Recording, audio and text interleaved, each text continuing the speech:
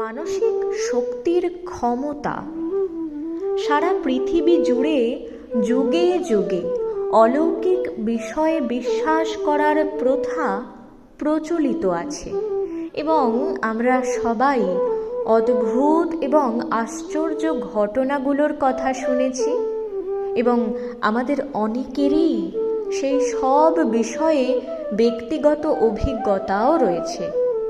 এ বিষয়টা নিয়ে আলোচনা শুরু করার আগে আমি আমার নিজের অভিজ্ঞতার অন্তর্গত কয়েকটা ঘটনার কথা বলতে চাই। আমি একবার এমন একটা মানুষের কথা শুনতে পাই যার কাছে কেউ মনে মনে প্রশ্ন নিয়ে গেলে তিনি সঙ্গে সঙ্গে সেই প্রশ্নের উত্তর দিয়ে দিতে পারতেন। অধিকন্তু ভবিষ্যতে কি ঘটনা ঘটবে তাও তিনি ঠিক বলেও দিতে পারতেন। বিষয়টাকে ভালো করে জানার কৌতূহলে আমি আমার কয়েকজন বন্ধুকে সঙ্গে নিয়ে তার কাছেই গিয়েছিলাম। আমাদের প্রত্যেকেরই মনে কিছু প্রশ্ন ছিল, ভুল যাতে না হয় সেই জন্য আমরা প্রশ্নগুলো কাগজে লিখে নিয়ে সেগুলো নিজেদের পকেটে রেখে দিয়েছিলাম। লোকটা আমাদের একজনকে দেখা মাত্রই তার লিখে রাখা প্রশ্নগুলো হুবহু বলে দিলেন এবং সঙ্গে সঙ্গে তার উত্তরটিও দিয়ে দিলেন। তারপর তিনি একখণ্ড কাগজে কিছু লিখে ভাঁজ করে আমাকে সেটার পেছনে সই করতে বললেন এবং তারপরেই তিনি বললেন, এটা দেখবে না, এখন পকেটে রেখে দাও, পরে আমি আবারও চাইব। আমাদের প্রত্যেকের ক্ষেত্রে ওই একই রকম করলেন। তিনি এরপর আমাদের ভবিষ্যতে ঘটতে পারে এমন কয়েকটি ঘটনার কথাও বললেন। তারপর বললেন, এখন তোমরা যে কোনো ভাষা থেকে একটা শব্দ বা একটা বাক্য মনে মনে ভাবো। আমি সংস্কৃত ভাষা থেকে একটা দীর্ঘ বাক্য ভাবলাম, যে ভাষা তিনি মোটেও জানতেন না।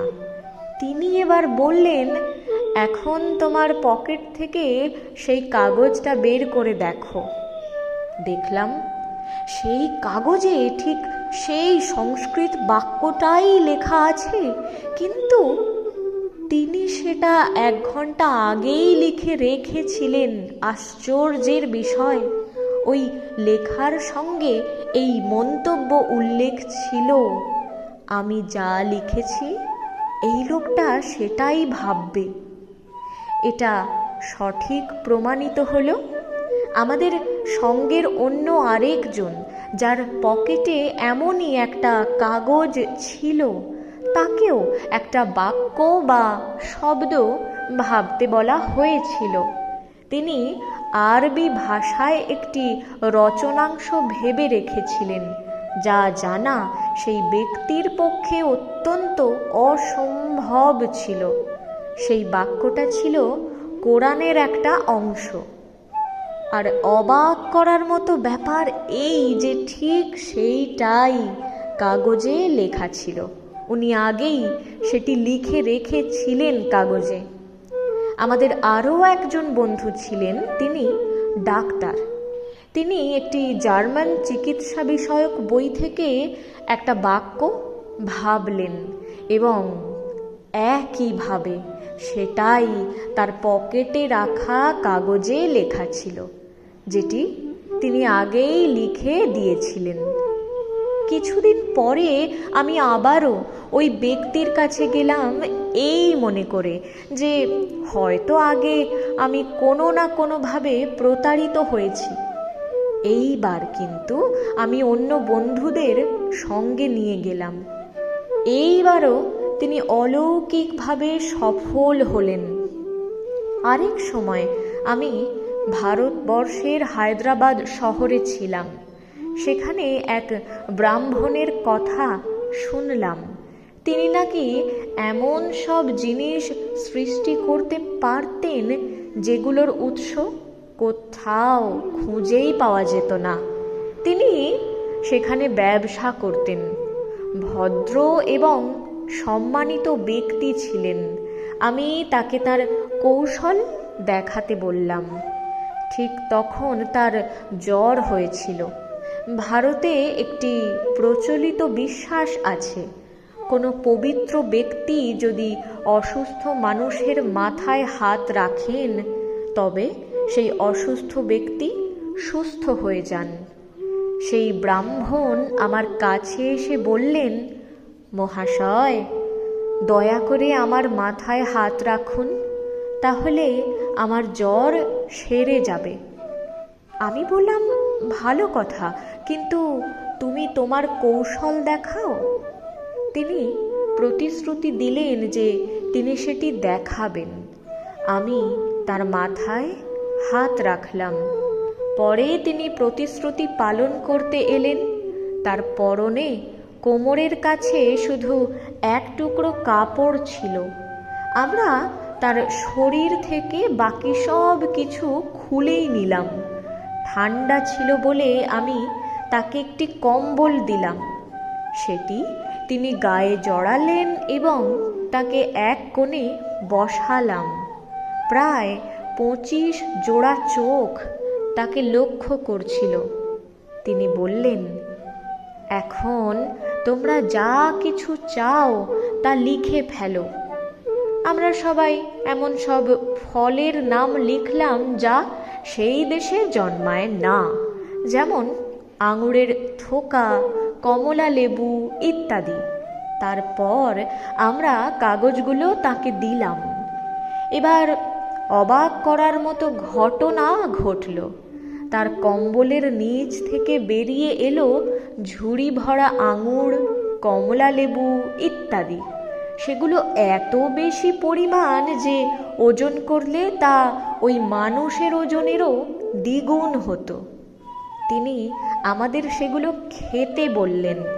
প্রথমে কেউ কেউ আপত্তি করল, এই ভেবে যে এটি সম্মোহন, কিন্তু তিনি নিজেই খেতে শুরু করলেন।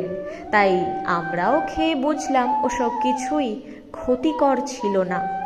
শেষে তিনি অসংখ্য গোলাপ ফুল তৈরি করে দিলেন। প্রতিটা ফুল ছিল নিখুঁত, পাপড়িতে শিশির বিন্দু, একটা ফুলও চটকানো নয়, একটি ফুলও খারাপ নয়, এবং তা ছিল বিপুল সংখ্যায়।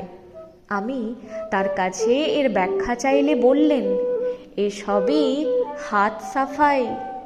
কিন্তু যাই হোক না কেন, কেবল হাত সাফাই দিয়ে এত বিশাল পরিমাণ জিনিস উপস্থাপন করা অসম্ভব। এত জিনিসই বা তিনি কোথা থেকে নিয়ে এলেন? আমি ভারতবর্ষে ঘুরে বেড়িয়ে এমন সব অসংখ্য ঘটনা দেখেছি, শুধু ভারতেই নয়, প্রত্যেক দেশেই এমন কিছু ঘটনা দেখতে পাওয়া যায়। এমনকি আপনাদের এই দেশেতেও আপনারা এমন বিস্ময়কর বিষয় দেখতে পাবেন।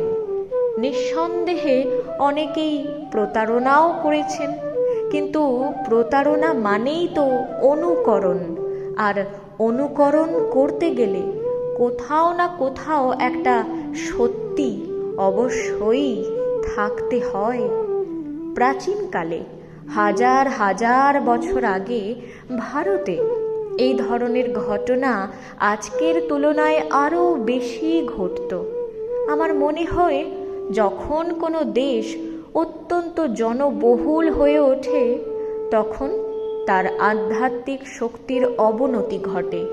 বিপরীতে যখন কোনো বিশাল দেশ তুলনামূলকভাবে কম লোকালয়ে পূর্ণ হয় তখন সেখানে আধ্যাত্মিক শক্তির বিকাশ বেশি দেখা যায়। হিন্দুরা বিশ্লেষণাত্মক মন নিয়ে এইসব ঘটনা পরীক্ষা করে এক বিস্ময়কর সিদ্ধান্তে পৌঁছেছিলেন। তারা দেখেছিলেন এই সব ঘটনা যতই অসাধারণ মনে হোক না কেন, সেগুলি প্রকৃতপক্ষে স্বাভাবিক এগুলো প্রাকৃতিক নিয়মের অধীন, ঠিক যেমন অন্য যে কোনো বাস্তব ঘটনা। এটি কোনো দৈব ঘটনা নয় যে কেউ জন্মগতভাবেই শুধু এমন ক্ষমতা নিয়ে আসে। এগুলো নিয়মিত চর্চা এবং অনুশীলনের মাধ্যমে অর্জন করা যায়। এই বিদ্যাকে তারা বলেছিলেন রাজযোগ। রাজযোগ একটা বিজ্ঞান। হাজার হাজার মানুষ এই বিজ্ঞান চর্চা করেছেন এবং একটা সমগ্র জাতির দৈনন্দিন জীবনের অংশ হয়ে উঠেছিল এটি। স্বামীজির লস অ্যাঞ্জেলস, ক্যালিফোর্নিয়াতে 8ই জানুয়ারি 1900 সালের the power of the mind বক্তৃতার অংশ বিশেষ এটি, দ্য কমপ্লিট ওয়ার্কস অফ স্বামী বিবেকানন্দা। এ তথ্য পেলাম অসিত লাহিড়ী মহাশয়ের থেকে।